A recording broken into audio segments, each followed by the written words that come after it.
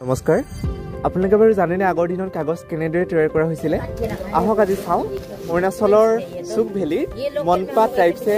আগৰ দিনৰ পদ্ধতিৰে কেনেদৰে আজিও কাগজ তৈয়াৰ কৰে এয়া তেওঁলোকে সুগু চাং নামৰ গছজোপাৰ পৰা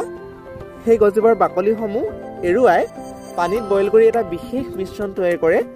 আৰু সেই মিশ্ৰণটো এনেধৰণে যে দেখিছে এই চালনীখন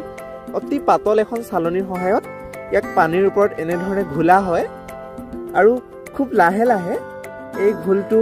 তৈয়াৰ কৰাৰ পাছত এই ঘোলটো এই চালনীখনত আসলতে সমানভাৱে বিতৰণ কৰি দিয়া হয় এনেধৰণে সমানভাৱে বিতৰণ কৰি দিয়াৰ পাছত এই চালনীখন ওপৰলৈ তুলি আনি সম্পূৰ্ণৰূপে ইয়াৰ পানীখিনি যাবলৈ দিয়া হয় আসলতে আজিৰ বিজ্ঞানৰ যুগত এই পদ্ধতিসমূহ আমাৰ মাজৰ পৰা হেৰাই গৈছে সেয়েহে আজিও যে এই পদ্ধতিসমূহ এই মনপা ট্ৰাইবছে ধৰি ৰাখিছে তাৰ বাবে তেওঁলোকলৈ খুব বেছি ধন্যবাদ থাকিল